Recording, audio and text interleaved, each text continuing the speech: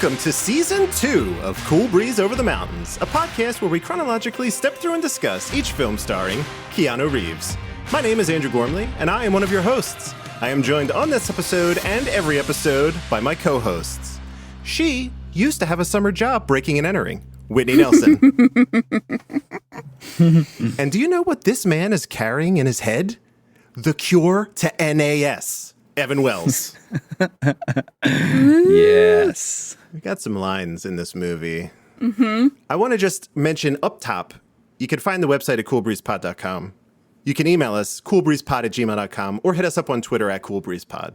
And we have this great group of people that regularly interacts with us and us with them, and we share GIFs and Keanu news, and it's great. So if you want to join, please do. No pressure. You're here. You're listening. Mm-hmm. Also want to introduce something new. We're just going to do a rundown of what's happening in this episode, so you kind of get the play-by-play of what's going to happen. We're going to discuss a contest that we're running right now. We're going to learn about the world in 1995. Evan is going to serenade us with synopsis, cast, and crew information. Whitney is doing what she normally does and does best, critical and audience reception. We're going to do our general movie thoughts, the world's favorite game, and then we're going to close with our in-depth analysis, and it's going to be amazing. So that's the show. Yes, those are the Great. chapters. Right. Agenda. Maybe, if you're lucky, I'll actually add chapter markers. I don't know. It's an unbelievable amount of work to actually do that. You would not think something I so would. easy. Yeah, well, Whitney, with 7,000 podcasts and running, she knows that chapter markers are not... You gotta... It's so stupid. That's aside from the point. Let's talk about this cool contest. Last week, you'll be listening to this on Tuesday. So last week on Tuesday, we announced a contest, which is really great, to win Best Picture 2019 on Blu-ray. I'm talking about John Wick Chapter 3, Parabellum. Of course. This contest, it's Movie super of the easy. year. Film of the year! Oh, the decade. It's good. We're talking Emmys. We're talking Oscars. We're talking Tonys, probably, I guess. We're going for the full EGOT Gosh. for this. Gosh, would I watch John Wick 3 on Broadway? Hell yes, I would. Yes! Yes. Chad. Yes. I know you're listening to this, Chad Stahelski. Please make this happen. To enter this contest, it's super easy. You can find it by going to coolbreezepod.com/contest, right? I've made it as easy as possible in that regard. And it's also our pinned tweet, so go there also.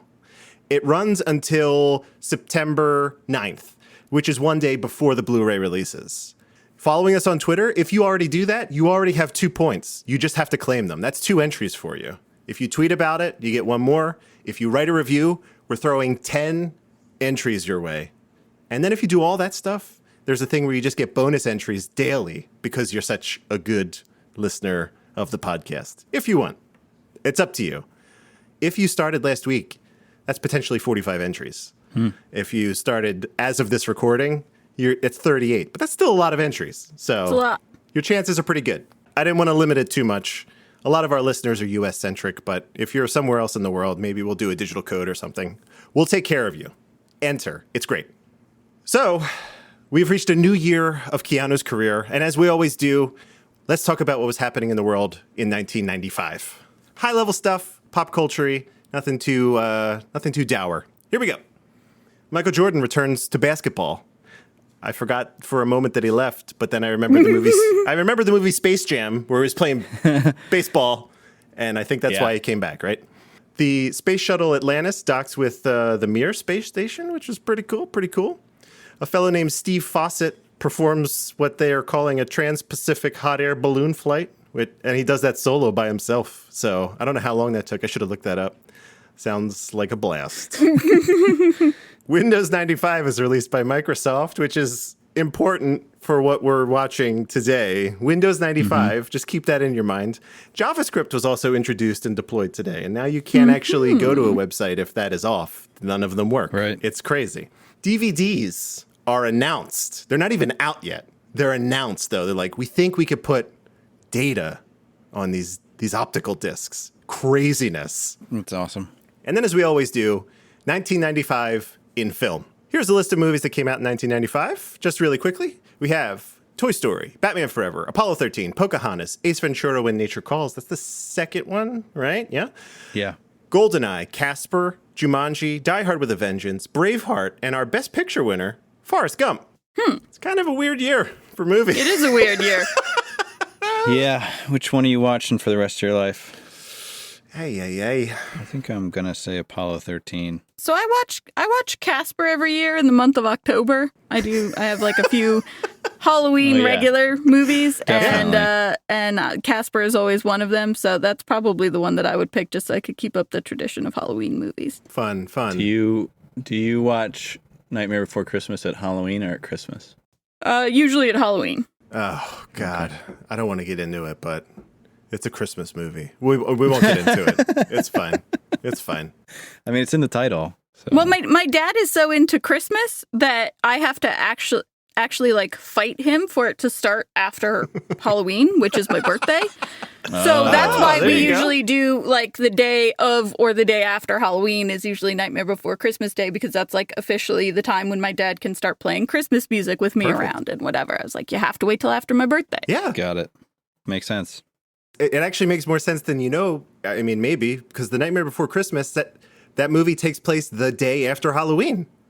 Which is why it's a Christmas movie. It's not a Halloween movie. That's fine. I digress.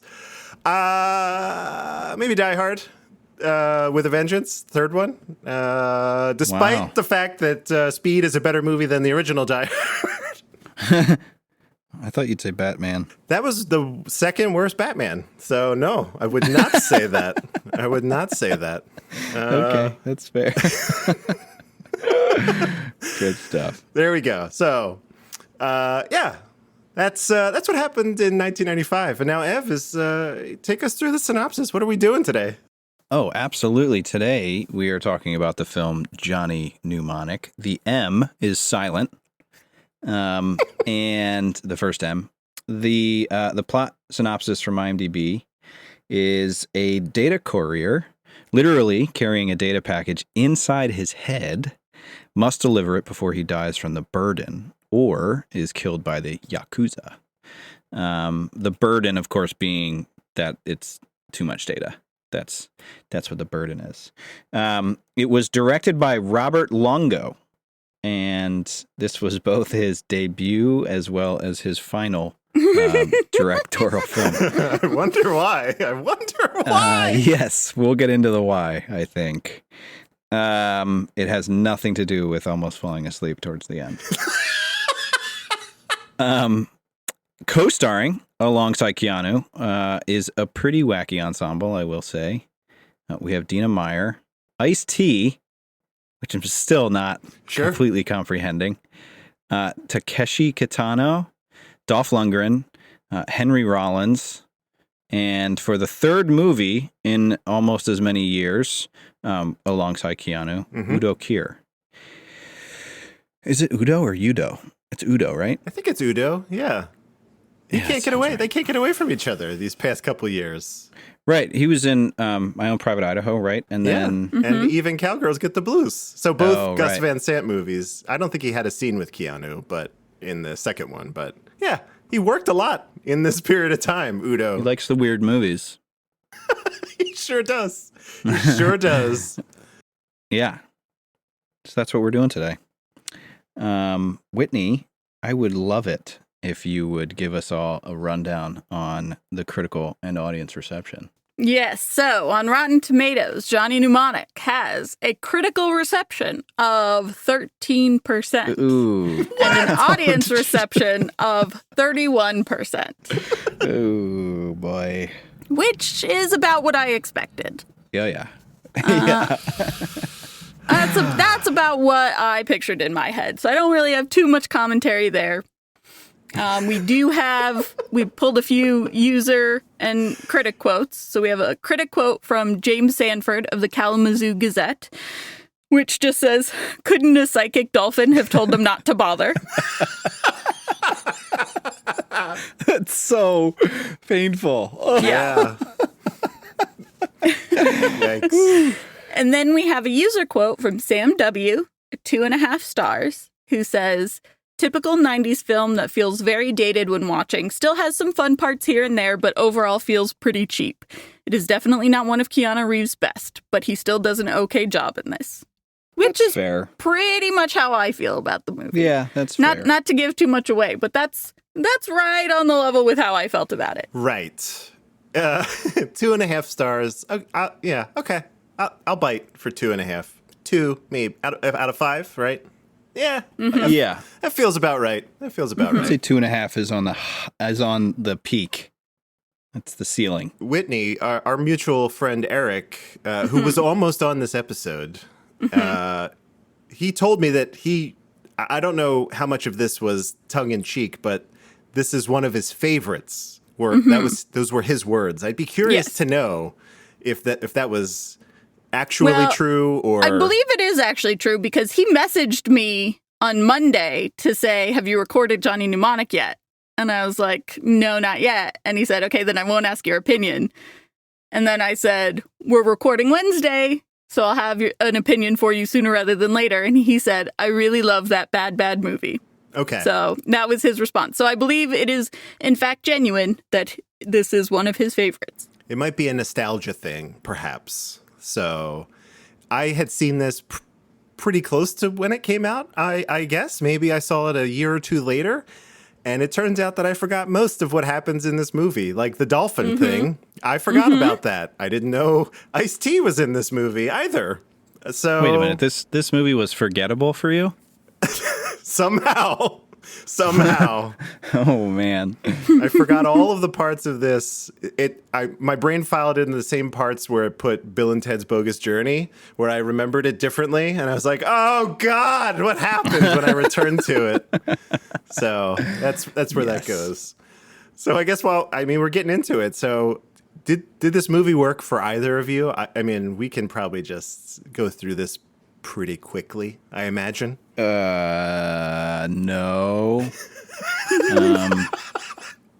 I guess happened? pacing was fine. Plot could have been cool, especially just because, like, I'm definitely a nerd, and I own that. And like, this was an ultra nerdy movie, Yeah. and like, I don't know, I actually love the idea of. And we're honestly, like, we're kind of in that place now. Like, Elon Musk is dreaming this stuff up right now with what is that he's working on? Totally blanking. But the whole idea that a computer would be in your mind. Yeah. This is more about, like, basically like a solid state drive in your mind, but same idea. Sure. That's cool. That's neat. And the fact that you could smuggle data by doing that is kind of brilliant. But the rest, it was just not well done. So no, not a good movie, but could have been. In fact, I'd love it if somebody did a reboot, because this could be cool. Could be a cool movie. All right. Whitney, what do you got? So this movie, I somehow simultaneously liked it more than I thought I would and didn't like it nearly as much as I thought I would. Yeah. Both of those things exist at the same time. It's Schrodinger's movie. Both things are true. Yes. Yes.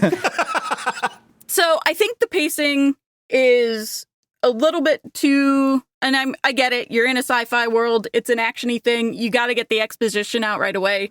But they started the movie super slow with the exposition scene of this is everything you need to know to be part of the story. And then they kept stopping the movie for exposition. And it was never like diegetic to the script. It was never coming out as you were going. Everyone stopped what they were doing for exposition and then they kept going. So that bothered me quite a bit, because I think that if you had done it in a more like shooting off information as you go kind of a thing, it would have worked better for me. There was some of the future stuff and some of the set design and some of the look and the feel of the like near future stuff that they did was pretty cool.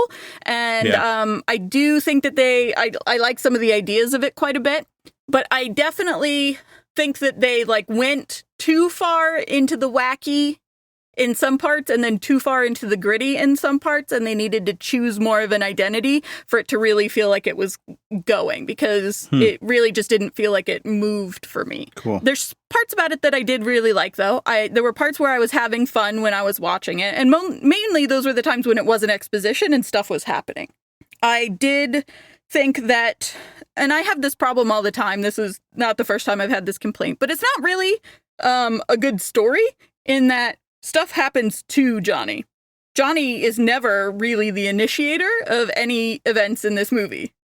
Right. He's like, the reason he gets away is the bodyguard. The reason he goes from one place to another is another person. The reason he goes over here is another person.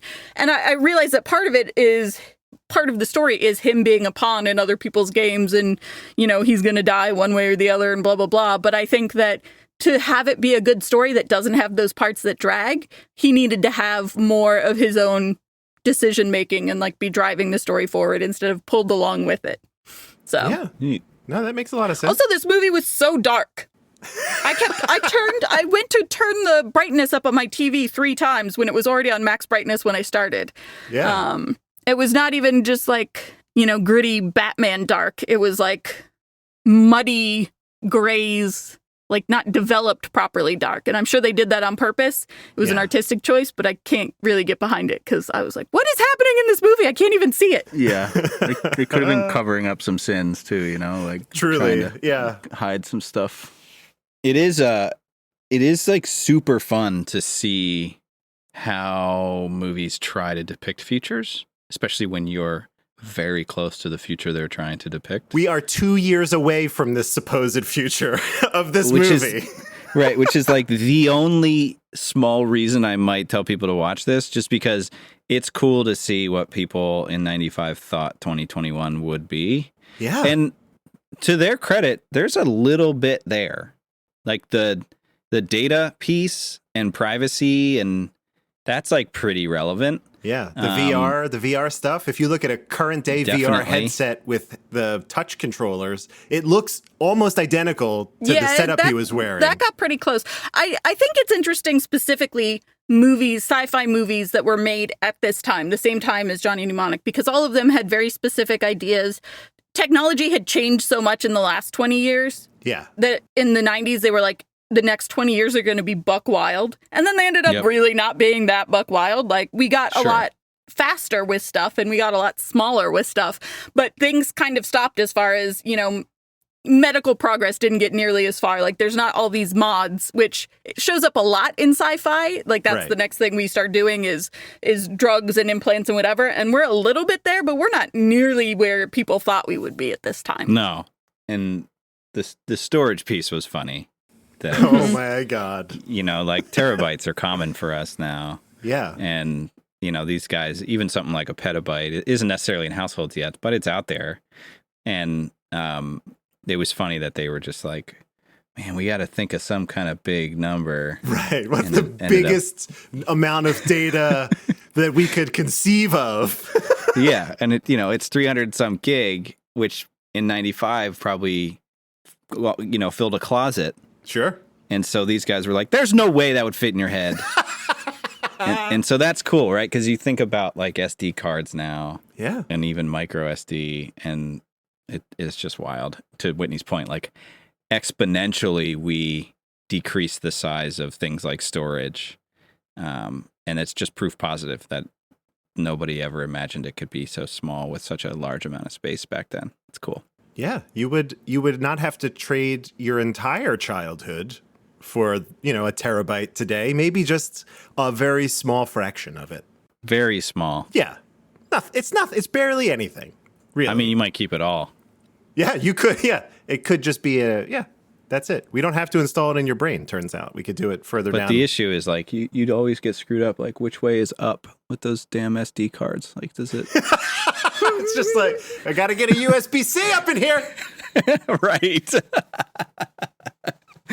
There you go. Oh, I think you two covered this beautifully. My thesis about this movie is it was made 30 years too early.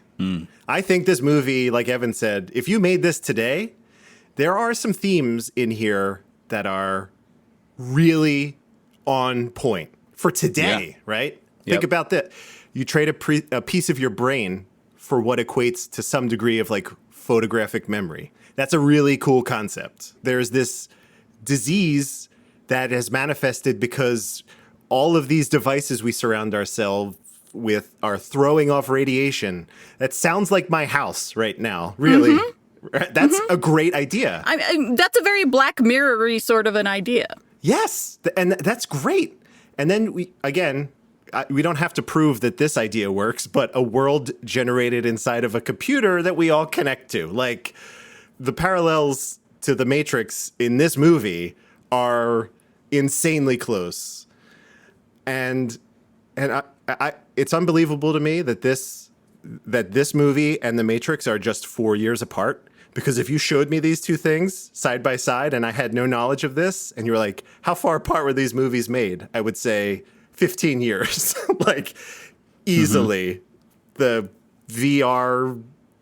I hate that the climax of this movie takes place kind of in this weird VR sim. Right, yeah. You know, I feel like this movie shows that the director had not done a movie before this one.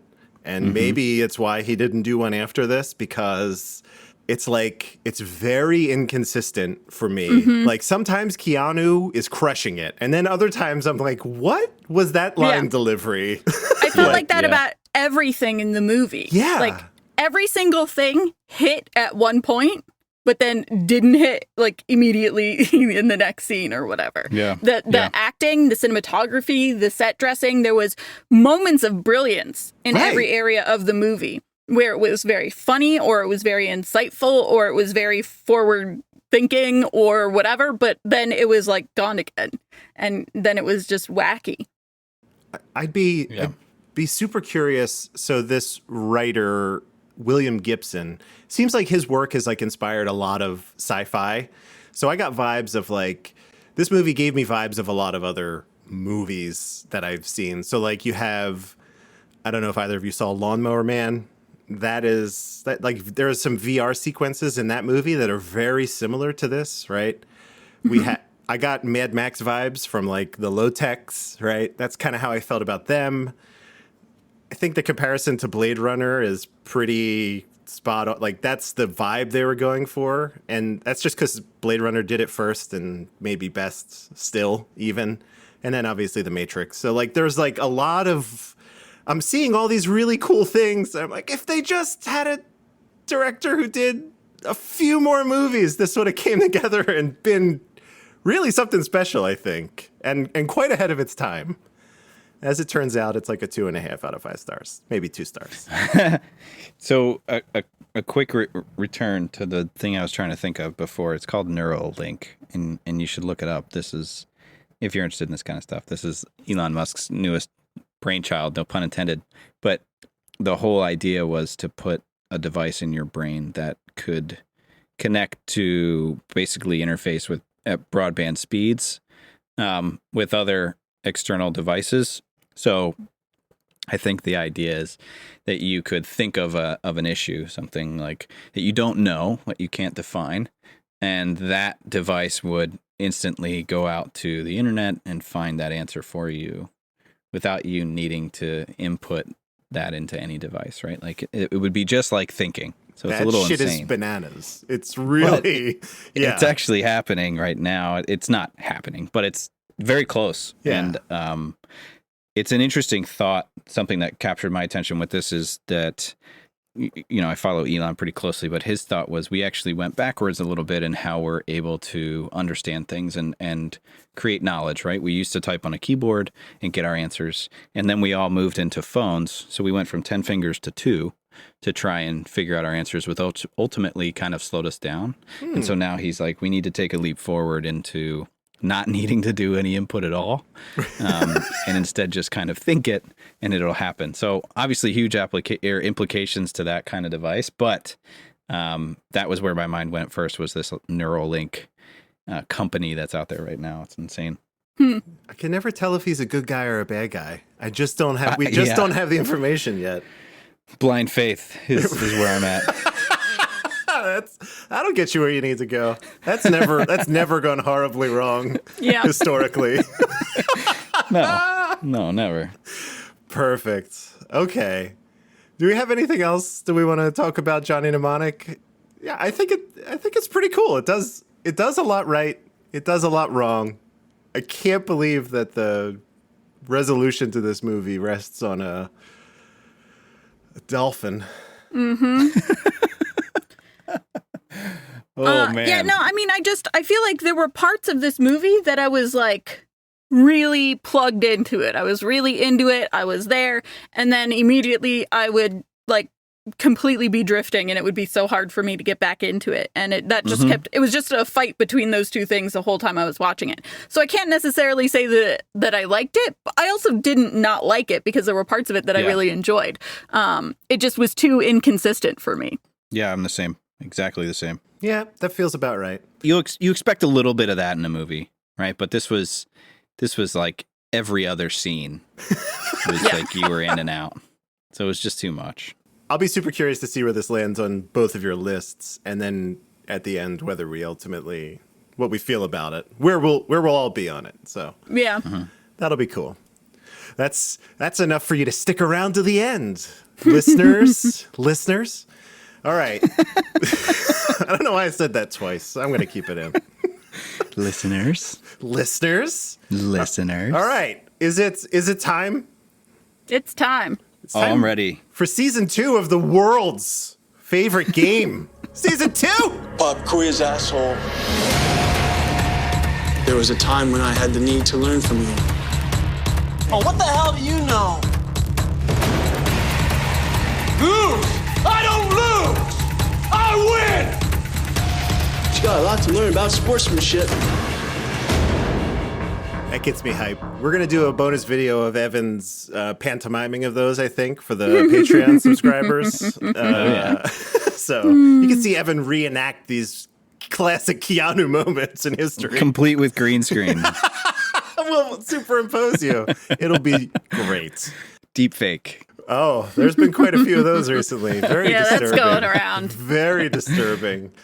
Pop Quiz Asshole is our Quizzo show on this little podcast of ours where the host, in this case myself, will be asking Evan and Whitney each 3 questions with one bonus question this time. If either of them gets it wrong, the other one has a chance to steal, and we tally up the points for what amounts to speed on Laserdisc. So a movie better than Die Hard in the best possible format to watch it. So those are the stakes. That's a pretty large majority consensus that Speed is better than Die Hard. Yeah, it was not insignificant. So because Whitney was our host last week, she will be going first here. And are you ready, Whitney? I am ready. At one point, Johnny's brain implant is detected by a security scanner and is reported as a device for treating this disorder that Keanu has in real life. Dyslexia. Oh, no, I didn't even read the answer. Jeez. I don't She's even ready. need the multiple choice. Evan, She's ready. you better be ready to do some stuff here. Well, that one particularly stood out to me because my sister has dyslexia, and so I Oh, thought that was good. interesting. So Yeah. I didn't watch this movie 4 times in anticipation or anything. I didn't study up. I'm thinking that you might have now. You didn't have to be that specific about the number of times. All right, Ev, here we go. All right. The final budget of this movie ended up being almost $30 million, mainly because Sony wanted to make an internet movie. What amount? It's true. Amazing. What amount did director Robert Longo and writer William Gibson originally seek for financing? All right, three answers here. 3.5 million, 1.5 million, or 9.5 million? It ended up being 30? Yes. Holy hell. Sony got their grubby little mitts on it, and the rest is history. Wish I could have been in that meeting where some guy was like, guys, Triple it. we need to make Quadruple an internet movie. The internet might be a thing that takes off. We should make a Yeah. movie about it. You're hired. Okay. 3.5, 1.5, or 9? Correct. I'm gonna say 3.5. Of course it is. Whitney, would you like to try to steal this one? 1.5. Yeah, wow. They gave these guys almost 30 times what they asked for. And Wow. That's a lot of money. I don't understand where all that money went, to be perfectly honest with you. It's all the That effects. big TV tower. But that was a real dolphin. They had to cybernetically enhance a real It was dolphin. definitely not a real dolphin. It was far from a Jonesy! real dolphin. I wrote in my notes, is this supposed to be a dolphin? When we first saw it. I was like, is that don't what even this really is really say supposed it. to be? They don't. But they do say the whole fish mammal thing. Yeah. Right. Well, come on. All right. Fair enough. Anyway, 1.5 the TV million. tower is my answer where yes. all that money went. Can you imagine? That Rob Longo and Gibson were like, we think we could do it for 1.5. And Sony's like, do it for 30. All right. But that's annoying because it didn't look that good. I feel like a lot of that, I feel like that's the reason why Longo stopped directing movies, because this was his first exposure to working for a studio. And it was, I have nothing to back that up, but I can imagine you go into your job. This might be a little bit different, but you're like, oh, here's my salary. And they're like, well, we're going to give you, for that salary, you have to do 30 times more work, but we'll pay you 30 times more as well. And you're like, I don't know. I don't know how to respond to that. I don't think I want that. Right. Here's your job. You're also the CEO. It's like, Yeah. Okay. Anyway. Well, that's crazy. Whitney, are you ready? I'm ready. Hit me. And Eric, if you're listening, I hope I got this right. So please, hopefully. The character of Jane was named Molly Millions in the original story and had what special power that didn't make it into the movie? 3 answers here. Fully metal arms, laser vision, or razor blade fingernails? Huh. Well, I have not read the source material, so this is definitely Right. one that I'm going to be guessing on. I had assumed that neither of you read the source material. Thank God. Did really like that sort of like laser lasso thing. Yeah, So that's cool. laser vision might be part of it. I really like the idea of razor blade fingernails, though, so that's going to be my answer, I think. Retractable razor blade fingernails. Like a little lady Wolverine. Yes, true. It is. That is exactly what I thought. I was like, this is some Weapon X shit, and I love it. I love it. All right, Evan, Oh my God. are you ready? Yes. I think this one. All right, I'm praying. I'm praying for you, buddy. Here we go. Thanks, man. Val Kilmer was set to star in this film, but ended up in a heist film released this same year in a role that Keanu Reeves turned down. What is the name of the movie? I will not be giving you multiple choice. Everything you need to know is in the question. Val Kilmer was gonna probably be Dolph Lundgren, right? No, he was going to be he was going to be Johnny Mnemonic. What I'm saying is they swapped roles. I want to know what the other movie was that Keanu turned down. What was the other movie that Keanu? Here's the hint. It's in the question. It is a heist film.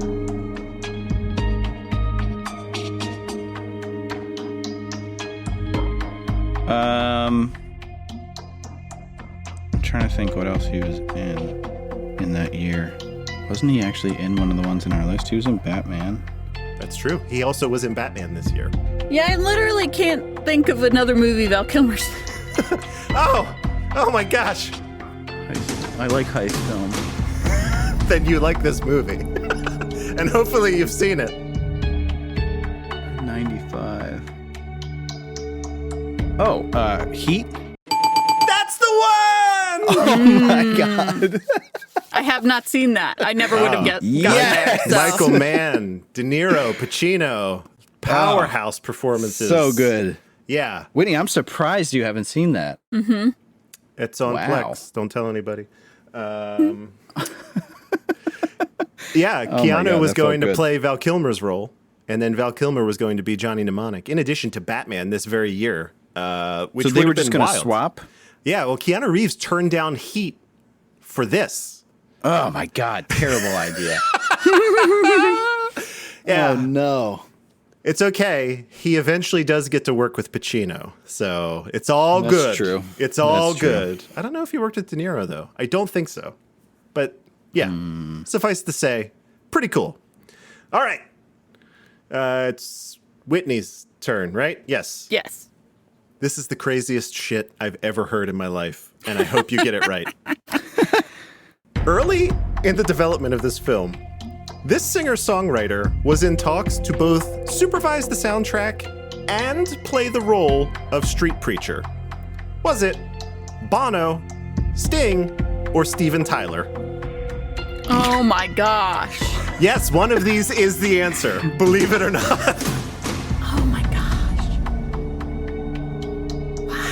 I'm dying. I'm going to say Steven Tyler. Okay. Evan, you got a 50-50 shot on this one. That's so weird because Street Preacher was meant to be depicted as this giant, and I don't picture Bono or Sting as giants. None of those guys are big guys. Yeah.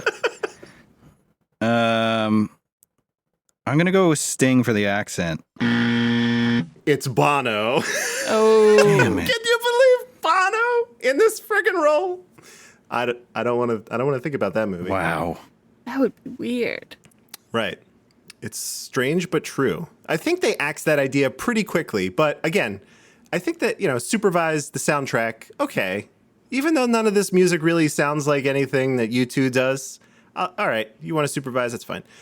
But then also play Street Preacher. Pretty weird. Yeah. Pretty weird. Yeah.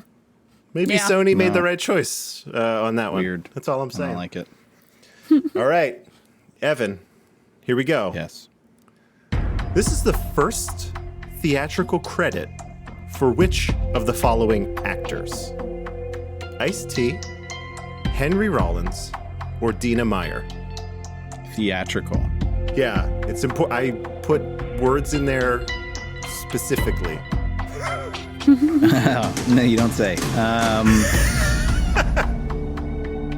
Ice-T, Dina Meyer. Who is the last one? Henry Rollins. He played the gentleman named Spider.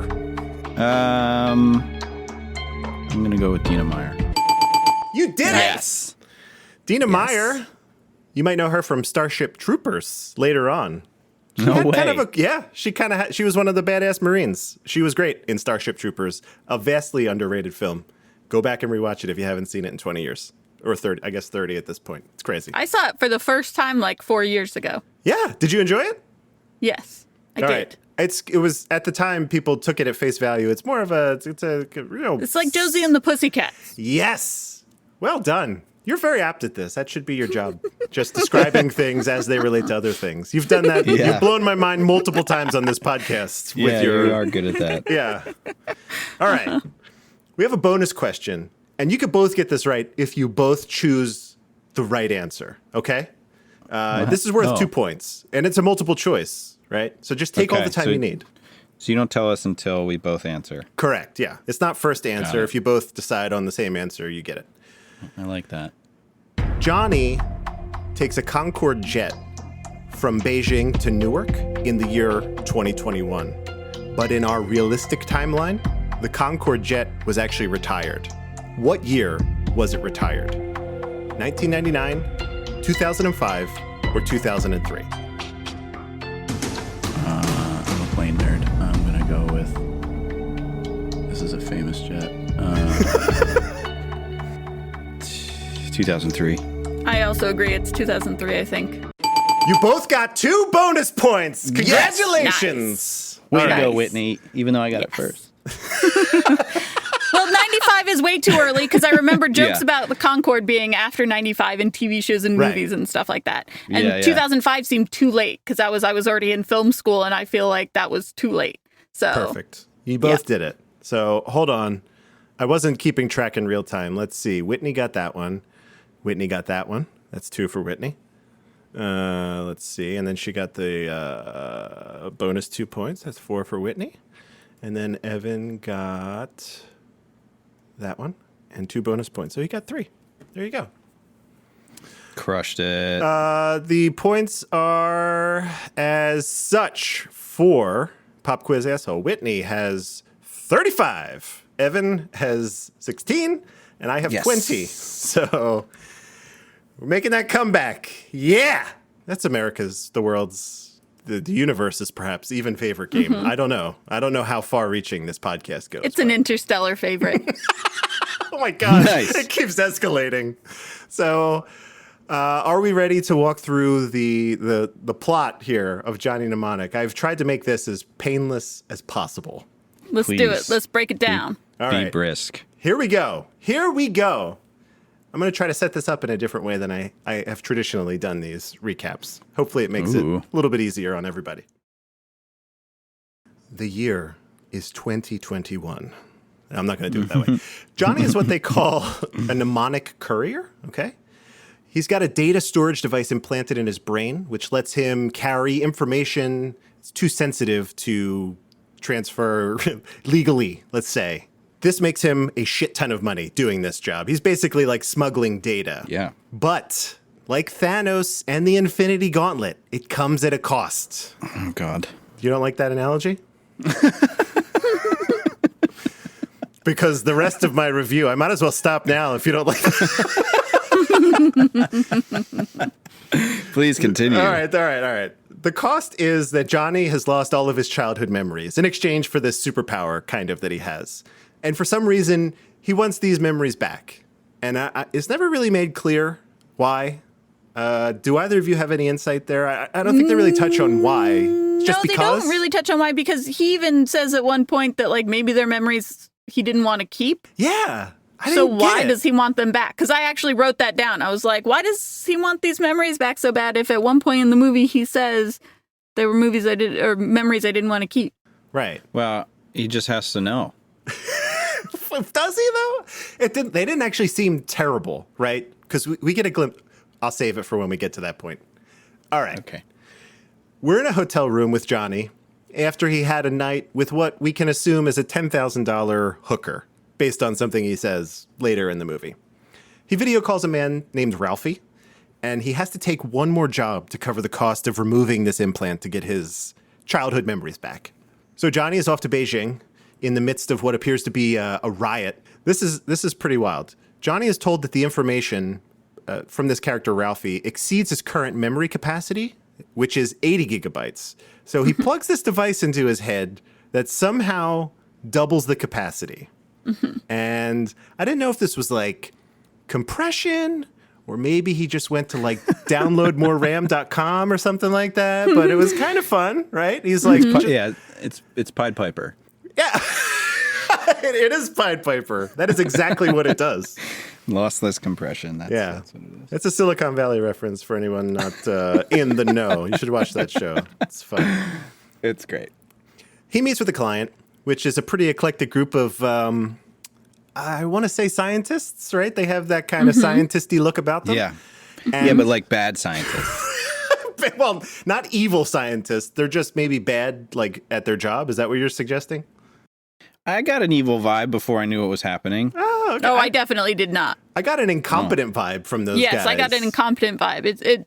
It was definitely like a who are all these hapless nerds kind of a vibe. All right. See? Yeah, See? that's We all probably get... more accurate. Well, in retrospect, yes. I mean, right. Okay, it doesn't matter. He meets these people, and they want him to carry, wait for it, 320 gigabytes of information. It's double his double. Ugh. Johnny, the cocksure badass that he is, he says, no, it's no problem. I got it. More than enough. Can we stop right there? Okay, go ahead. Is there meant to be like spillover into his normal brain? Yeah, that's exactly right. Capacity is capacity. You can't go beyond that. Because and it was disgusting every time they said it. They called it a wet implant. I hated it. Thanks, I hate it.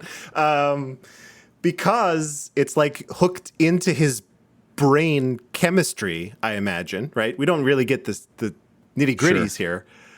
I believe that the excess data goes into your gray matter, and that is what starts causing all of the problems. because Yeah, they called it like seepage throughout the movie, and they made it seem like that was increasing. Yeah, I think so. That But sounds it about wouldn't, right. because you'd have 160 in the John, and then you'd have 160 in your gray matter. Done. There's no whatever. I think the gray matter, the data in your gray matter is like a poison almost. I don't know for sure. I'm not the writer, but that's how I was able to square that circle. I don't know. That's just me. Okay, go. So they tell him what we just said. If you overload, it'll leak into your brain. It'll kill you, right?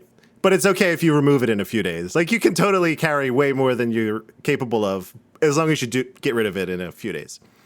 So Johnny goes through with the upload, and this was the weirdest thing. For encryption, they used 3 random television images, like 3 frames of television to encrypt it. I thought it was cool, but weird, right?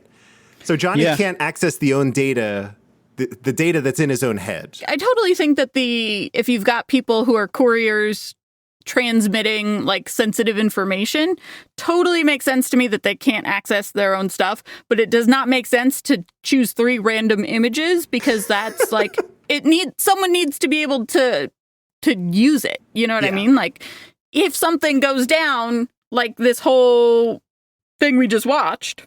Yep. The person who paid for this expensive mode of transport has to be able to like get it. Yeah. Yeah, but that's like the whole point of encryption, right? Is like it's like Bitcoin. Like, if you lose your code, that's it. Like, you done messed up. And I mean, I guess it's also kind of like primitive encryption in this movie. But I don't know, I kind of bought it. I was like, that's cool. It seemed like they could pick whatever they wanted, and they were just like, let's do the TV. The suggestion, I think Johnny suggested it. He's like, I don't know. Just press the button on the remote towards the end, and those will be your keys or whatever. And it was fine. What was less believable is that in 2021, they were faxing that information to where it needed to go. And there are a couple other, what do we call those where they're out of time? Oh, it's going to bother me. I'll figure it out by the end. Final countdown. Final countdowns, correct. Yeah. But apparently fax is still like one of the most secure forms of data transfer. I would need some data for that, but to back that up. But, we'll see. I'll find it. All right.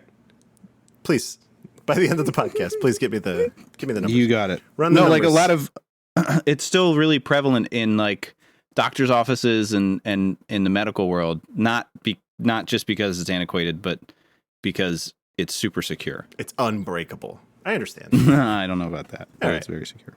All right.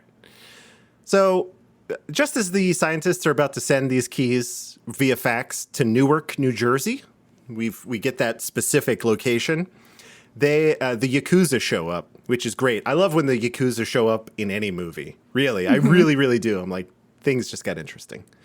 Johnny manages to escape in a pretty interesting disguise, I think. And he has, after a scuffle, he manages to get 1/3 of the key. So he gets 1 of the images out of 3 for the key. Now we're in Newark. Smash cut to Newark. And it's accompanied by a bitchin'.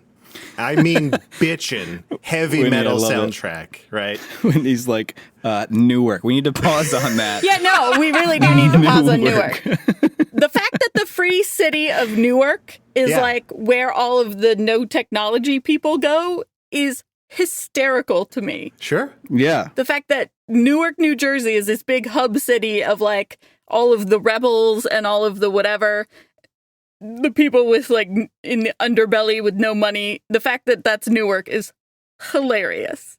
It's great. It was definitely Vancouver, I think, probably. But I mean, probably everything. They roughed it up. I think. They roughed it up. It's okay. Like when they went to that train station, I did not recognize that train station, and I was trying so hard to figure out. I was like, is this supposed to be Grand Central in New York? Is this supposed to be in Newark? I mean, they've got the old clock, and it looks like a Grand Central station, but it does not look like anything I'm familiar with in New York or New Jersey. And I'm assuming that it's because they shot it in Canada or something. Right. You're like, God damn it. All right, so that's where we arrive. Heavy metal music lets you know this place is rough. There's a couple barrel fires, right? You're like, oh, okay, this is a bad neighborhood. Right out of the gate, Johnny he's being pursued by Pharmacom, great name, which is your standard fare future evil corporation. Yep. The executive of this company is a man named Takahashi, and he is the person who hired the Yakuza to get this data back. We find out this data was stolen by these scientists. We're not super sure what it is yet, but they stole it, and they need to smuggle it back. Johnny then talks to Ralphie again about how he thinks this deal is all wrong. Things are going wrong left and right. Ralphie says he knows a guy who can get the data out, tells him to meet these guys in a totally safe, legit, abandoned warehouse on the waterfront. Surprising no one, this is a double cross. Johnny, his little ingenuity, he feels it. He knows what's going on here. He gets out of this situation with a little help from a man named J-Bone, or as I will lovingly refer to him for the rest of this film, Hobo Batman. J-Bone is the leader of a resistance group called the Low Techs. LO-TEKS. And these are people who oppose technology in some form or fashion. All of these really weird augments people are doing to their bodies, they're against this. They're the resistance. Johnny then finds Ralphie at a nightclub, threatens to kill him, but we soon learn that Ralphie is in the Yakuza's back pocket. He gains the upper hand in this scuffle because he's got technologically enhanced bodyguards to protect him.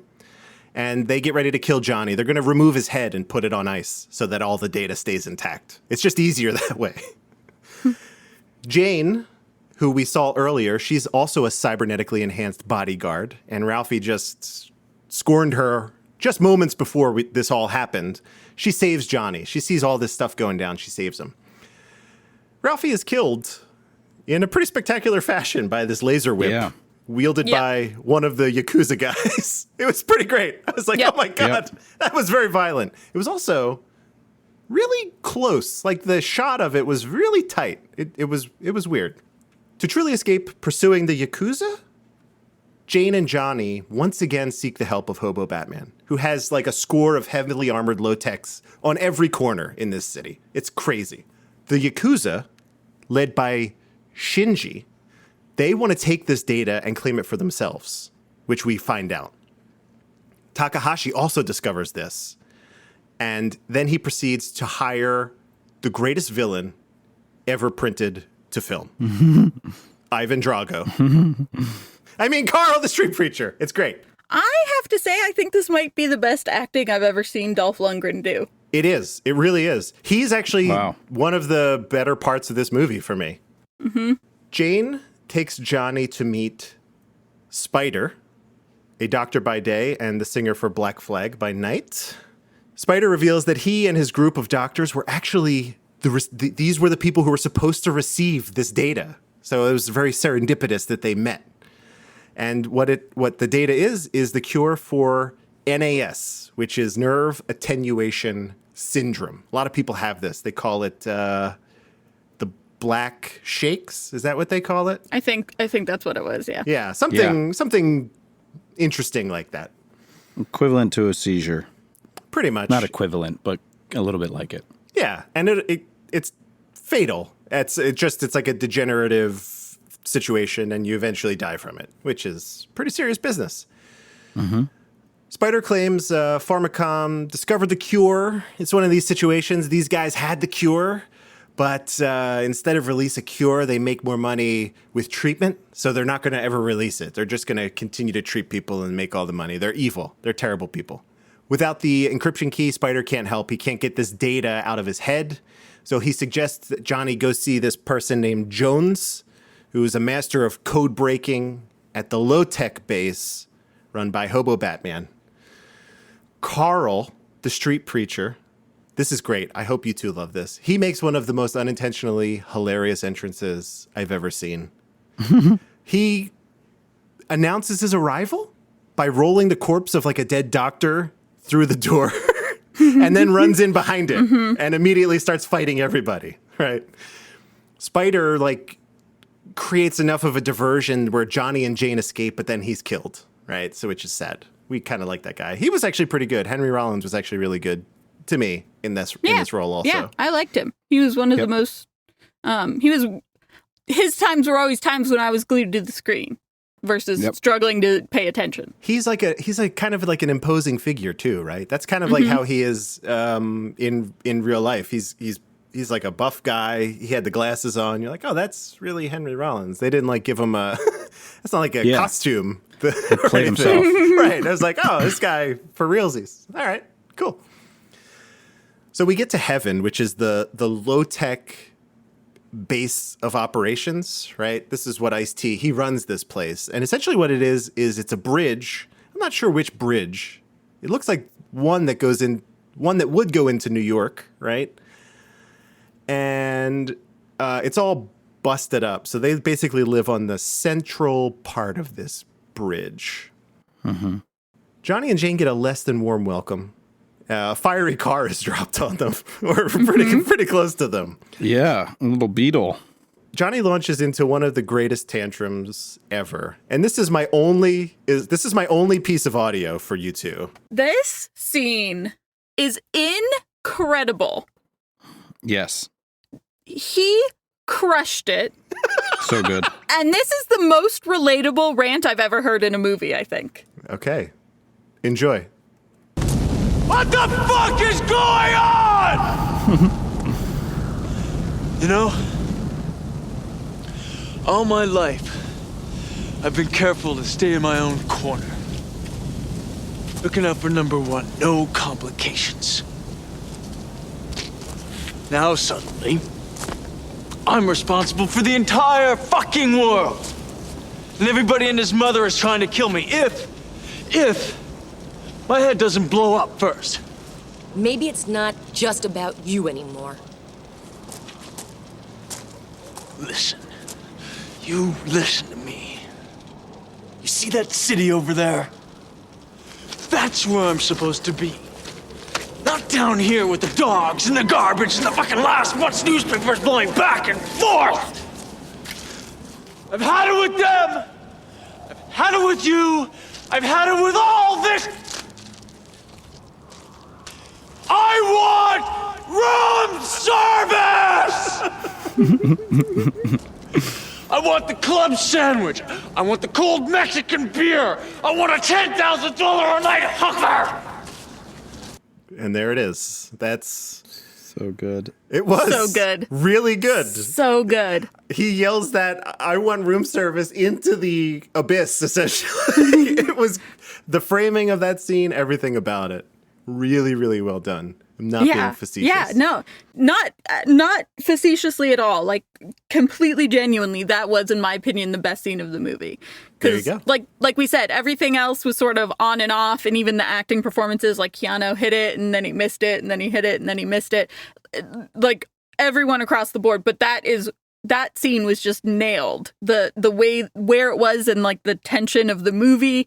How he delivered it, the way it was shot, everything is just like, really, really felt for that guy in that moment. And he was saying things that any person would relate to in that scenario. Yeah. I mean, not $10,000 hookers usually, but. Right. But, just this, how did I end up here? I'm so frustrated with this. It just worked perfect for me. I loved that scene. That was one of the moments where I think he just took the script. He was like, here's what I'm going to do. I don't know what the director had in mind. Here's my take on this. Pretty good. Pretty good. Mm-hmm. Mm-hmm. So we get up into heaven. Eventually, they lower down this kind of elevator situation and they bring them up. And we discover that Jones is a dolphin who was once used by the Navy for his decryption capabilities. Mm-hmm. There are a couple things here. One, dad joke. Feel like there's a Navy SEAL joke in here somewhere. There was a missed opportunity for sure. However, what are we thinking about this creature in the tank? Terrible. No, you didn't appreciate it? He was like wearing a helmet and he had and like a camera. And he could control. He had red eyes. Why do you have red beady eyes? Because he's a Navy dolphin. oh, so strange.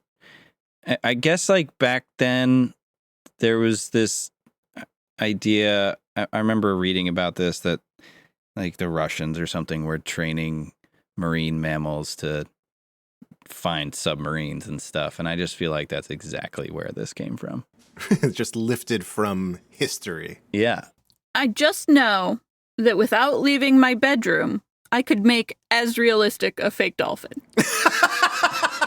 Yeah. No supplies, no That's so good. anything. Yeah. Yeah. Just right here and now, I could recreate that dolphin because it was so badly put together. Cut to a montage of Whitney grabbing like construction paper and a glue stick. And you're like, I can grab this over here, hairspray, hold it all together. Right here, there's the U.S. Navy Marine Mammal Program. It was the study of military use of marine mammals, principally bottlenose dolphins and California sea lions. Trains the animals to perform tasks such as ship and harbor protection, mine detection and clearance, and more. So it totally was like a thing that somebody heard about, and they were like, "Yeah, you just catch one of these This is Jonesy. and hook them up to whatever, and it'll work." Not to mention, the thing is in a tank that's like 6 inches on either side, bigger than that it also is. just from like a longevity perspective, not even from a taking care of the clearly sentient beings that you're working with. Right. But even just from a we need to keep this sentient being alive for our purposes as long as possible situation, that tank was not realistic at all. No. And I realize we're talking about like a code breaking dolphin, so I realize that there's like only so much realism, but also Yeah. Come on. there were literally like 6 inches of clearance on any side of this dolphin. He could not actually move. Give him a pool. It was So bad. It was legitimately like a dunk tank. It was Yes. like, oh, we got it. It really didn't even look like a dolphin. It really didn't. It didn't. It's tough. Dolphin technology's come a long way since 1995. So you'd be shocked. I mean, you have $30 million and you can't make a puppet that looks like a damn dolphin? I don't know. I mean, I don't know. It wasn't their focus. They Oh probably my ran out of money by God. this point. They were like, oh. Clearly. shit. Like Whitney said, they spent too much money on the TV tower. And I will say, because we're at this point now, this is when we also see the TV tower for the first time. I did make fun of the TV tower for how much money it cost them. But it was my favorite set piece of the whole movie. Yeah. Oh, for sure. Yeah. It looked great. This is where everything went. And again, I got super strong kind of Matrix-y vibes, like on one of the ships or whatever, like the very steel, metal, kind of old school electronics in place. I was like, oh, this is really nice. This is well done. Well done. Jones, we get into this thing that's kind of like the Matrix. Keanu puts on this headset. Johnny, I'm not calling him Johnny, puts on this headset, and Jones attempts to discover these encryption keys so that we can offload the data. It turns out you actually can't take the data out of the courier until it's decrypted, right? This is the problem we've had the whole time. It's not lack of space somewhere else. It's that it's locked in his brain. But at this point, while they're trying to do this operation, this base, Heaven, is attacked by everyone at the same exact time. So the Yakuza... Like everybody. The Yakuza shows up, the people from Pharmacom show up, and Street Preacher. They all show up at the exact same time. Yeah. So suffice it to say, we won't go into all the details. Suffice it to say, Johnny, Jane, and J-Bone, the rest of the low-techs, they fight them all off, right? They end up winning. It's fine. No, it's not. Along the way, I want to note the boss battles along the way, though, because they were pretty interesting. So Shinji, he was the leader of the Yakuza. He dies by his own laser whip, which was really I liked that. Yeah, that was great. It was like his thumb. It was like such an interesting, I was like, he's wearing this thumb ring kind of situation. And that's where the laser whip was. I didn't get that the whole movie until the end. When you're a kid, like at Halloween, you get those like witches finger caps that you put on. Yes, that's it. That's exactly what this was. But inside it was a laser whip. It's a cool weapon. It's a cool weapon. It worked. They used it quite a bit throughout the movie. It worked really well every time. Yeah. So that's how he dies. Street Preacher goes out in glorious fashion. Essentially, there's like a huge fight. Some electrical wires get pulled out of the wall because he's like a superhuman being. And the way he dies is electrocuted. He basically completes the circuit and is fried. Yes, bursts into flames. Jonesy helps. He's able to direct these sonic wave things that like keep you locked in place. It's never really truly explained, but kind of neat, I guess. He's a hamburger at the end. He falls over. It's really the only way you would have been able to beat this guy based on his size and capabilities. Truly. It felt like it got a little too much attention. Like that they definitely put a lot of budget into that. Well, it's like it starts electrocuting, then he bursts into flames, then he hits the ground. But then they revisit it. Oh my god! And no! try to suggest that he's like spoilers. That was, yeah. Okay, no, we can talk about it. They do a thing later where they like Show him like raising up off the pavement, and yeah. there's Moving. a whole like a Friday the 13th kind of a thing where the bad guy's not really dead, and they're just hoisting him up on a crane, and it's just Right. the dead body. so unnecessary. So unnecessary. Ice-T, J-Bone has that line. He's like, "Get that shit out of here," or whatever he says. Right. It was like, "Don't worry about this motherfucker," or whatever. It was so funny. Yeah. It was like such a But- throwaway line. This guy like burst into flames and burnt to a crisp. But when they're lifting his body, did you notice that he still had like some of his clothing hanging off of his? That's a bridge too far, movie. I believe a lot of what's Come on. going on here, but the clothes on this guy, no. It's like, did you do that in case the viewer was like, "Oh, who's the burnt guy?" Like, no, everybody knows. We all who saw burned him up. catch fire. Was that the guy who was defeated by the dolphin? I don't know. Oh, I see his red clothes. Yep, that's him. Yeah, that's him. Okay, got it. Not many people get defeated by dolphins in movies, turns out. That's true. I checked. Yeah, I would say zero others. That's probably not true. I I don't think know. there's some terrible dolphin horror movie out there. Probably. The Asylum makes a lot of movies. I would have to assume that in their mega sharks and their giant octopods, there's got to be a evil dolphin movie out there Yeah. somewhere. Probably Well, and true. also, isn't George C. Scott in a movie about dolphins trained to kill the president? Get out of my face. No way. Oh my god. Hang on, gonna I'm look Googling it right now. George C. Scott dolphin movie called Dave the Dolphin with George C. Scott. Shut up.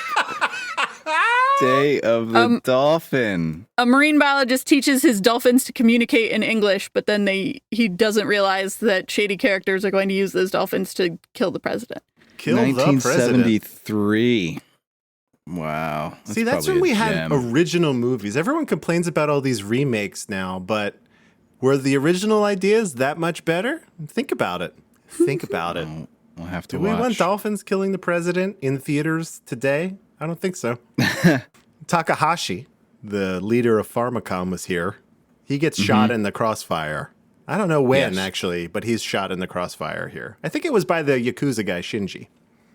In this dying gesture, he gives Johnny the second portion of the key that he had, right? So now we have 2 out of 3 of these, like 2.5 out of 3 of these images. And then Johnny's told by J-Bone, this is the climax of the film here, ladies and gentlemen, that he must hack his own brain.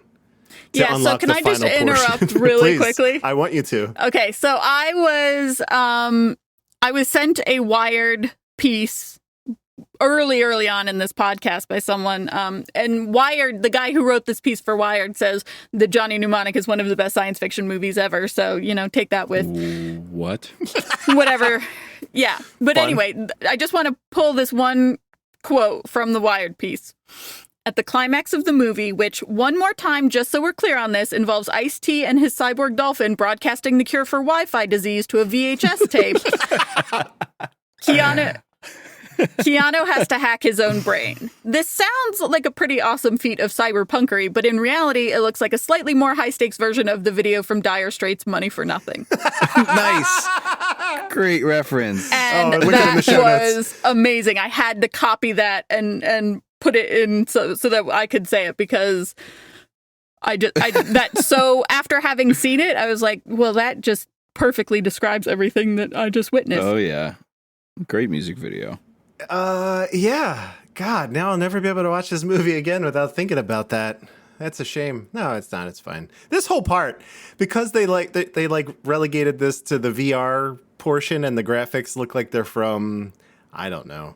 They look like 10 years older than they really are. In my opinion, it's just weird to me. I think I mentioned to you too that there was a movie that also came out this year, and it was just a month or two later. It's called Virtuosity. And that was Denzel Washington and Russell Crowe. Whoa. Here's the deal. Virtuosity, in a nutshell. Russell Crowe plays a psychopath in a computer simulation that is used to train police officers, right? And he keeps getting better and better, so they keep producing better officers. However, he escapes from the simulation, and now he's in real life. And the only one who could take him down is Denzel Washington. It's a cool concept, in my opinion. And I rewatched that this week, too. And I was like, these graphics are better by a lot. And I don't know if this movie had $30 million to work with either. Yeah.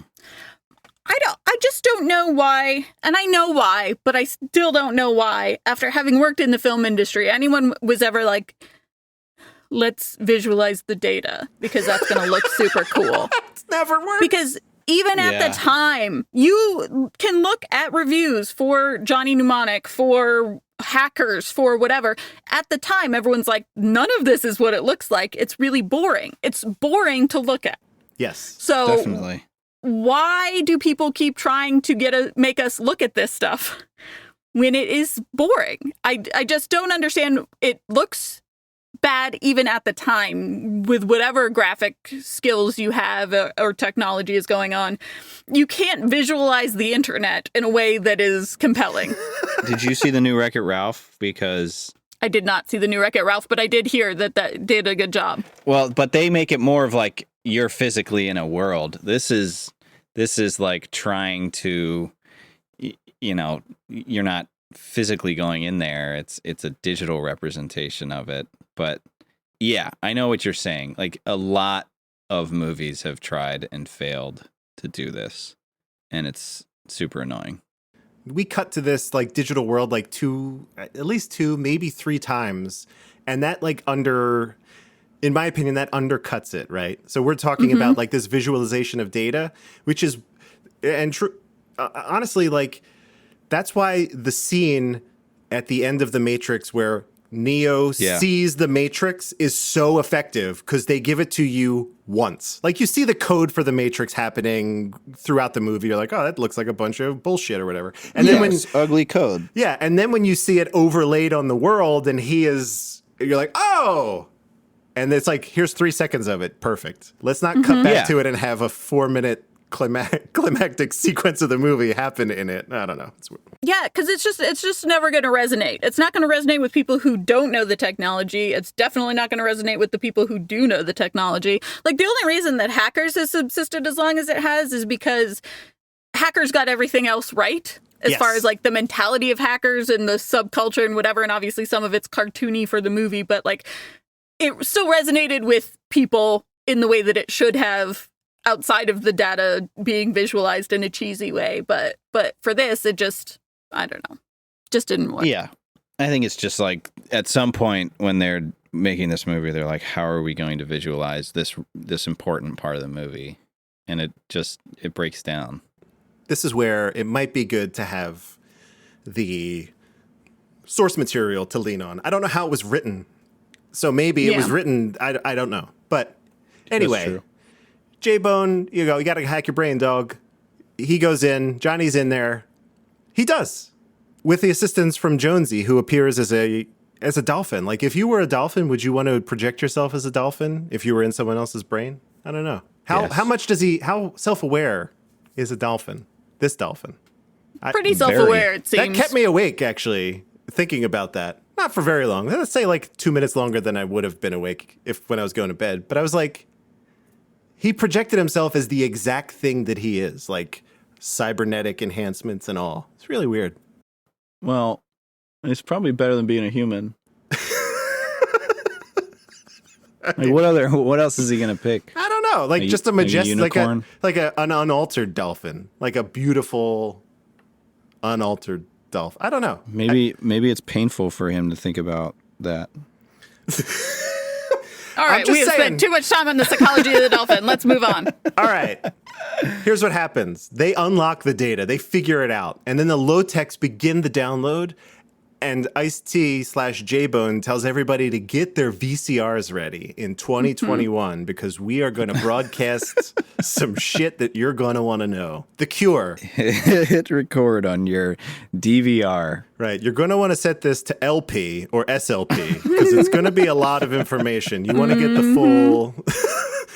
Don't want your tape to cut out early. Right. We know it's higher quality when you record less, but that it won't work here. All right. They begin transmitting this data across the world. It's great.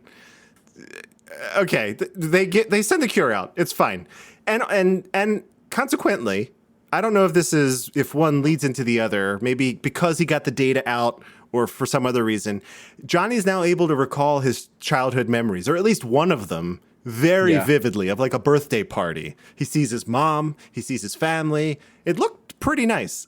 Very much unlike what he described earlier, is like he doesn't want to hold on to this. This seems like a really nice memory. Yeah. You know, he gets up out of this chair, he takes this headset off, whatever. He walks over to the edge of heaven.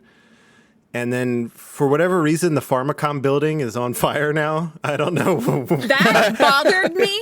That bothered me so much. Why is it on fire? Did they... Why is it the top like 2 stories? Who got in there? How did they set it on fire? Was it like the secret's out and we've been letting all of these people die because treating them is better, so we gotta like burn the evidence down? I but then don't know. Ice-T comes up and he's like, time for revenge or whatever he says. I don't remember. Something like that. It's our turn worst. now or It's whatever. a bad And line. it's like insinuating that it's the low techs that are burning down this building. But how did they get into the building? How did they get so high up in the skyscraper to burn the top 2 or 3 floors? How did, like, they do not explain it at all. Just see a shot of the building burning. So weird. I tried to come to a couple different conclusions also. Like, Pharmacom had it rigged. They knew, like, eventually this might happen. So they're like, if this is getting Like a out, self-destruct. yeah, we're going to kill Takahashi. But guess what? That dude's here and he's dead already. Because it was literally his office. You were right. Like, it's the top 2 floors. It's just where all the executives are. So I don't know. If it was the low-techs, they are, like, way more organized than the movie gives them credit for. It sounds like they like bows and arrows, and they are street people. I don't know. Paint weird lines on their faces. They do.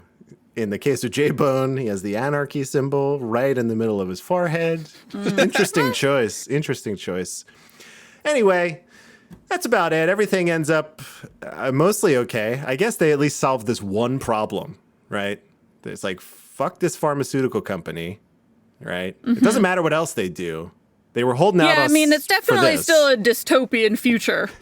Right. It still really, truly is like Mad Max up in here. At least in Newark, it really is. You're like, oh, I would not want to live there. That's Johnny Mnemonic, everybody. Mm-hmm. It's funny. That's not actually his name.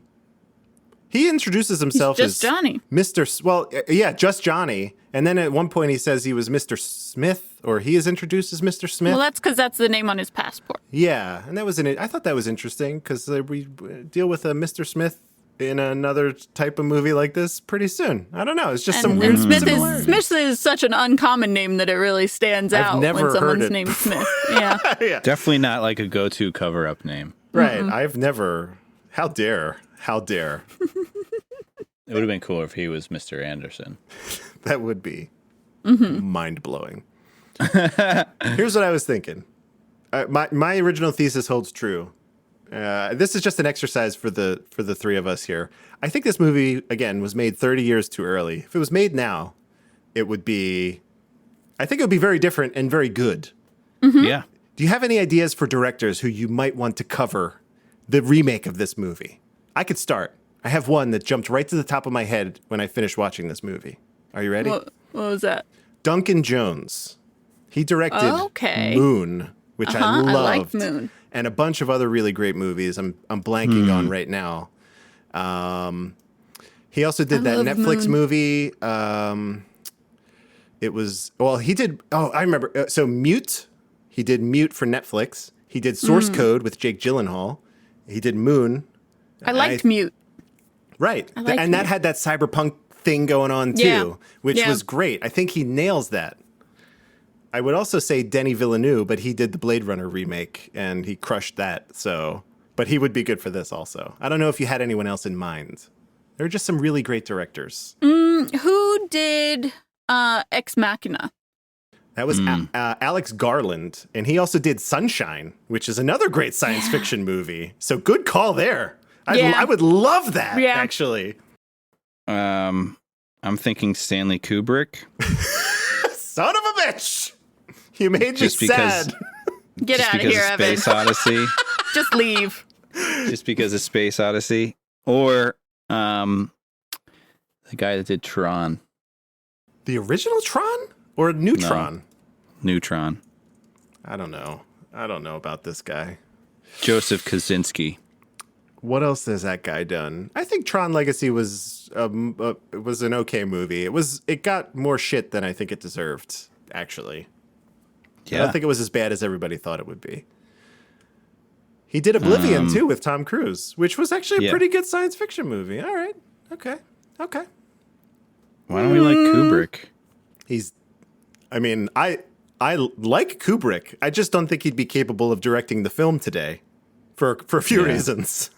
Well, yeah, I know, but he was good. I just don't think that his steez would match up with this movie. I just don't. I think this movie needs to be more kinetic. Here's what I really want, honestly. I want the remake of this movie, but I also want Keanu to reprise his role as John Mnemonic. Yeah. Just bring him back. I think it would be great. The guy who did District 9 also would be a good he's a good sci-fi fellow. I can't remember his name. He's an interesting cat. Let's get right into this. I guess, do you two ultimately recommend this film? I'm super curious. Do you tell when someone's like Johnny Mnemonic, should I the movie that came 4 years before The Matrix, should I watch that? What is your answer? No. Don't watch I don't it. know. I really don't have an answer for this one, just like I didn't really have an answer for does this movie work for you, because it simultaneously was better than I thought it would be, and I disliked it a lot more than I thought I would. So, like, I really don't know where I land on it. I think yes and no. I think it depends on the person and the conversation and how it comes up. I think I might recommend it, but Yeah. there would be caveats. All right.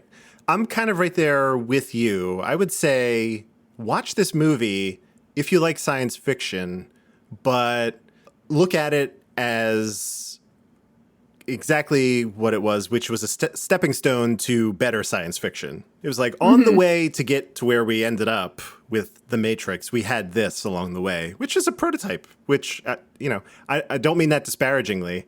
I think all the ideas kind of mesh well. There are a lot of concepts that are great here. So ultimately I recommend it. But if you don't like if you were like meh about The Matrix for whatever reason, either like it's over my head or I don't understand it, you're definitely not going to like this movie. So yeah, take it with a grain of salt, but it's a recommend from me and Whitney. No. I am looking at my rankings now and trying to figure out where it belongs based on what I have said and also the answers I have not given people about this movie. And I'm putting it at spot number 10. It is currently, as of right now, it is in my top 10. I'm putting it between Little Buddha and River's Edge. Yeah, mine made it into, what's that, 7? That's too high. Especially considering you're the only one who doesn't recommend this movie. Season 2 Reckoning. Your list. You're an enigma wrapped in a puzzle, covered in all sorts of padlocks of sorts. Yes, you'll never understand. I'm going to put this movie... It's not in my top... Yeah, it is in my top 10. It's going to knock Little Buddha out. And it's going to take that number 10 spot for me. Man, I got to have a second reckoning here, I think. That's where it's going to be. All right. Fine. I'm looking at this. I don't want to make too many mistakes for the second reckoning. I'm trying. It's interesting. I give it points for being interesting. So Okay. that's where we are. Next week is it's a real nail biter. Ev will be walking us through the clouds. The clouds. A Walk in the Clouds, of course, which is Keanu and I don't know if there are any other major recognizable names in this. Well, don't do any research Okay.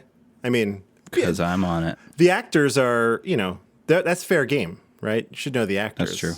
That's true. It That's does being not look. brash. Deborah Messing and Freddie Rodriguez. Those are the only two names I recognize. Okay. Everyone else appears to be, I don't want to mess this up. Spanish, perhaps? And Italian? Does this movie take place over in Italy, maybe? I don't know. We'll see. Yeah. Have we seen this? I've never heard of it. I don't even think I I've don't heard of think so. this. Yeah. Whitney? I did a very, very, very long time ago. Do we have anything else we want to touch on here? No. No, I think we covered it all. In spectacular fashion, with no assistance from any cybernetic dolphins, mind you. It was great. So that brings us to the end of this amazing episode of an amazing film. So we'll What be a back. journey. Truly, it was. I'm glad the two of you are here with me. We will be back next week, but until then, Whitney, where are you on the internet? I am at Whitney_Nelson, Nelsen, on Twitter, and you can find all of my other podcasts there. Historical Hotties, Almost Better Than Silence, Myth Takes. You can find links to all of those from my Twitter account. So that's generally where I tell people to go to find more about me. Perfect. Ev, tell us about your Instagram.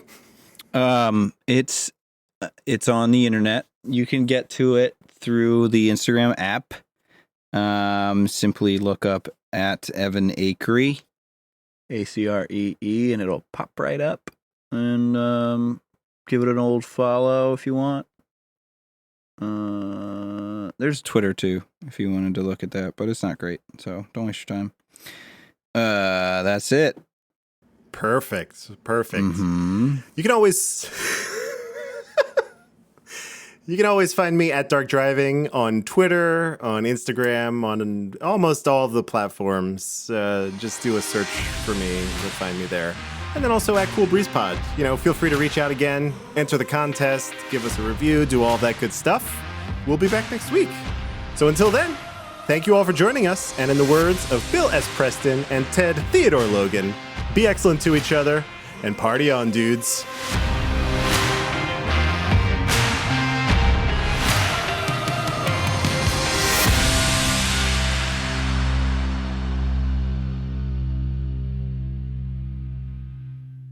If we go over, especially on a movie like this, even all the time we spent talking about a goddamn dolphin, which I'll probably cut out. It's an important consideration, the psyche of the dolphin. I'm not sure about that, but I'm not sure about that either, but sure.